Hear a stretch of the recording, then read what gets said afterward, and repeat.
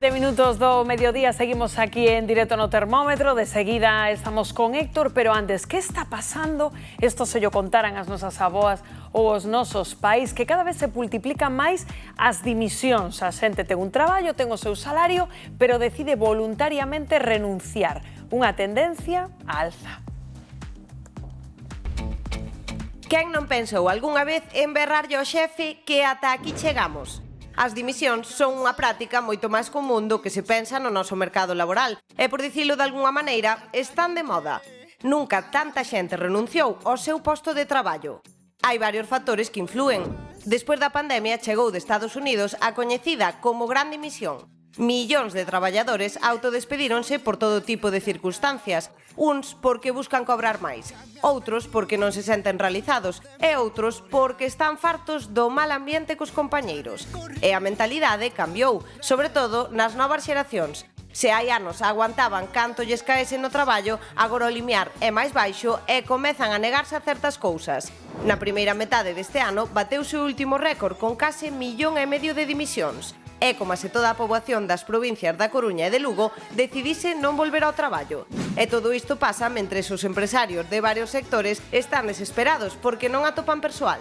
Na construción, na hostalaría ou no transporte non hai quen dobre o lombo. Os despidos baixan para compensar esta escaseza, pero está claro que os traballadores perderon o medo a dicir adeus. Unha pasada o número de dimisións, como acabamos de ver aí neste vídeo. E claro, por curiosidade, Óscar, cales son os sectores onde máis se dimite? Pois imos ver, como dixeron aí no vídeo, ver onde son as profesións as que menos se dobra o lombo. Imos velo aquí cun top 5 que temos aquí, top 5 de profesións nos que máis dimite a xente. E imos de menos a máis. No posto número 5 está a construcción. Ao redor do 8% das dimisións veñen deste sector. Un traballo moi físico, en moitos casos mal pagado e con horarios que non todo o mundo pode soportar. No posto número 4, atención ao público. Máis do 10% das dimisións suceden entre traballadores de comercios, asistencia ao cliente, en centros de chamadas ou incluso de soporte técnico. Xente que traballa man a man con usuarios con moito esforzo e pouco recoñecemento. No posto número 3, a sanidade. Un 13% dos abandonos prodúcese entre médicos ou enfermeiras. O desgaste mental e emocional pesa moito nunha profesión con moita vocación, pero non tan boas condicións. E no posto número 2, informática. Neste caso, temos o 15% das dimisións, pero por causas moi distintas. Os profesionais deste sector están moi demandados, polo que teñen menos medo ao abandono na procura de máis flexibilidade ou incluso dunha mellora no soldo. E amigos, no posto número 1, a hostalería e o turismo. Un de cada 4 abandonos prodúcese entre profesionais do sector pola presión alta, por soldos baixos e horarios imposibles para conciliar, que son as causas da tormenta perfecta para tirar a toalla. E aí tedes o top 5. A explicación queda clara. Estrés, falta de conciliación, salario baixo son as principais razóns destas dimisións, Rocío. Claro, pero a miña curiosidade que lle quero trasladar á psicóloga María Ferreiro, que creo que xa nos está escoitando aí do outro lado. Que tal, María? Hola, un día máis. É que, claro, eu dicía antes, se nos escoitan as nosas aboas, os nosos pais, que aguantaron de todo, en traballos durísimos, e que antes era como impensable renunciar. Por que agora non as novas xeracións, ou en xeral a todos nós, e dende hai uns anos, pois a xente xa tira a toalla, é dicir, enfrentas ademais a esa incerteza de non saber se vai atopar outro traballo. Efectivamente, a tolerancia á frustración, que esa capacidade para manexar e superar situacións difíciles, contratempos, decepciones, fracasos, sin perder, digamos, ese espírito, ¿no? Ese espírito de seguir adiante. Pois digamos que esta capacidade estámola perdendo. Por que a estamos perdendo? Bueno, porque estamos vivindo en unha sociedade de aquí, ahora e xa, ¿no? A través do internet, das redes sociais, parece como que todo podemos conseguilo xa. Entonces, digamos que xa non estamos tan habituados ás frustracións. E María, esta tendencia observámola, segundo os estudos, dende o ano 2021, non? Despois da pandemia. Pode ter algo que ver que despois da pandemia, digamos, que coloquemos o traballo noutro lugar? Home, tamén é verdade que a lista de prioridades na vida de cada un é importante, non? E posiblemente a pandemia fíxonos digamos, recapacitar hasta que punto é importante ter ou non traballo. Pero, sin dúbida, os expertos pensamos que quizá ten máis que ver con esta falta de tolerancia á frustración máis que con establecer prioridades, porque se vos fixades non é só relativo ao traballo, sino a parella e incluso o cuidado dos nenos. Parece que enseguida nos estamos frustrando, non somos nada resilientes, e enseguida é como que saturamos e decimos, pois se isto non nos vale, pasamos a outra cousa. É dicir, María, tedes casos en consulta de tiven un mal día, non aguanto o meu xefe, non podo máis, voume. Temos moitos casos destos, e de feito, o que ben comentábades, no? Que moitas veces sin ter un plan B, sin ter un segundo traballo, ou incluso, pues, bueno, tendo unha familia que manter e sabendo que, bueno, pues, que vas irte ao paro ou que incluso non vas ter nin paro.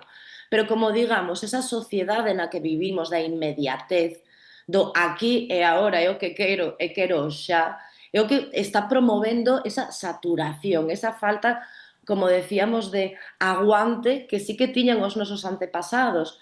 É como si que dixéramos o exceso de liberdade, que a liberdade non é demasiada, pero sí mal entendida, pois lévanos a estos estados de pouca resiliencia. Recordemos que as persoas resilientes, a resiliencia en sí, significa esa capacidade que nosotros temos para superar calquer obstáculo e, además, salir gratificados, salir fortalecidos desto. Como vedes, é o contrario á falta de tolerancia á frustración. Esa, por último, María, esas persoas que lles recomendades? Home, sobre todo o que recomendamos é que intenten, mediante estrategias, no? Ter un pouco máis de tranquilidade a hora de analizar os seus pensamentos, porque cando nosotros estamos tomando decisións precipitadas ou incluso que podamos decir non de todo coherentes, precisamente suele ser porque temos moitos pensamentos obsesivos, rumiativos, negativos, que nos levan a tomar esas decisións. Entonces, desde a psicoloxía, unha das grandes estrategias, un dos grandes pilares cos que contamos é saber que nosoutros temos a batuta das nosas vidas e dos nosos pensamentos. E que temos que saber gestionalos, reconducilos.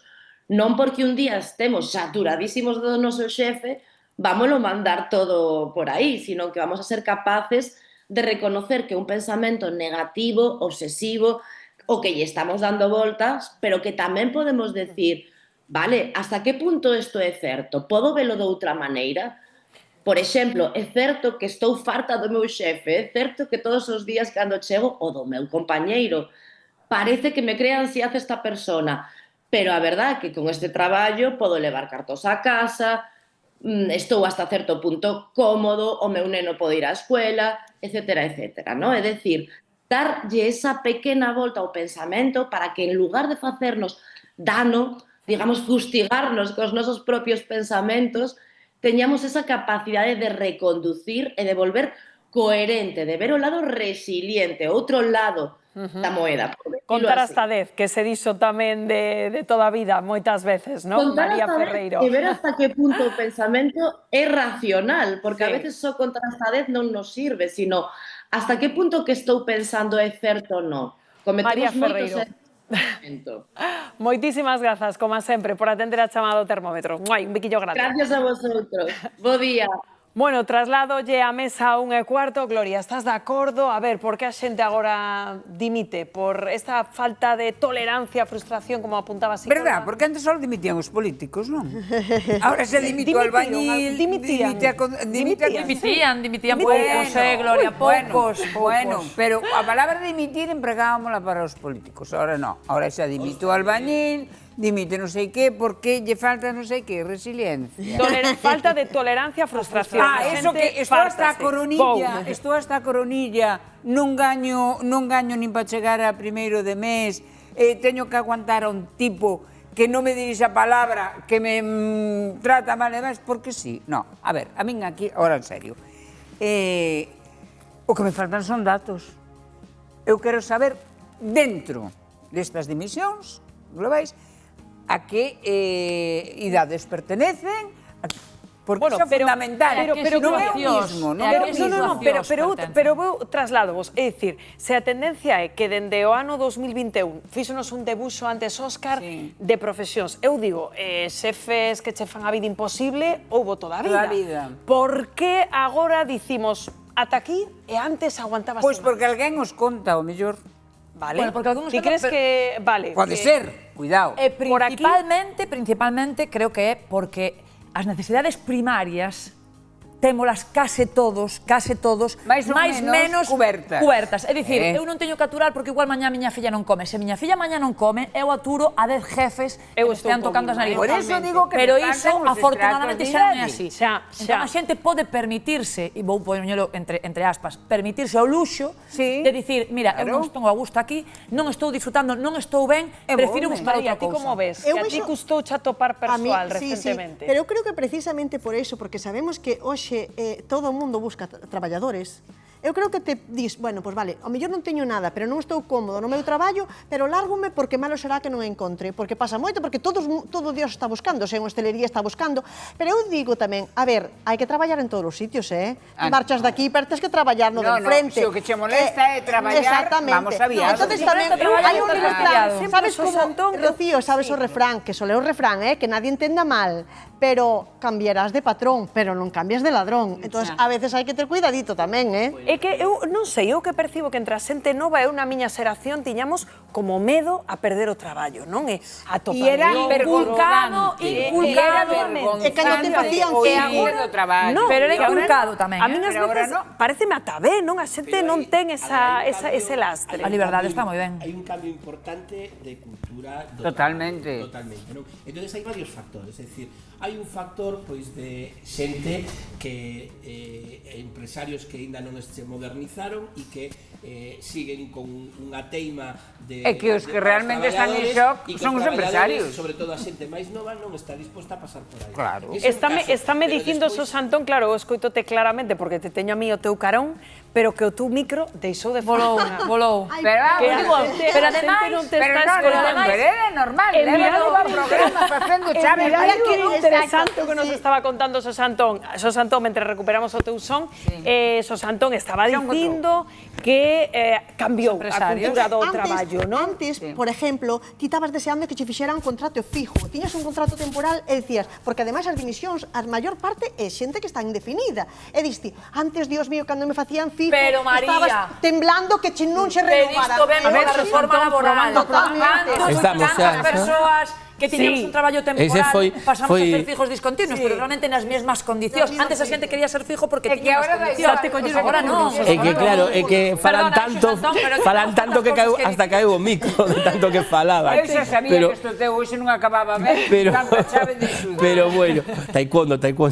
Pero a ver, entonces ese cambio de cultura de traballo é importante. Despois, por outro lado, a xente pois ten uns dereitos, ten unhas prioridades e entonces, por exemplo, non está disposta en moitos casos a pasar esas xornadas maratonianas que tiñan que facer. E despois tamén hai un caso, non sei canto, e ten razón Gloria, que o mellor os estudios teñan que decir, de xente que pasa de todo, é dicir, que está hoxe nun traballo, cobra uns cartiños hasta que lle chegue. Sabedes o que non cambia, rapaces, que imos cumprindo anos e cada día dormimos peor e menos horas.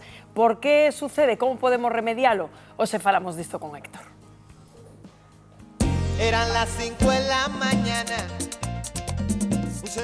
5, como máximo 6. Entre 6 y 7. 8 o 9 horas. Si es durmo. Pero bueno, ca pildorita. E se non toma a pildoriña? Estou toda a noite desperta. 4 horas, dico. Eu non tomo punto. Para despertar a 7, ten que poñer o despertador ou xa desperta só? Non, xa desperto antes. Hombre, algún día poño o despertador, pero non me fai falta. Cando tiña pai 18 anos, ou así, dormía o que fora.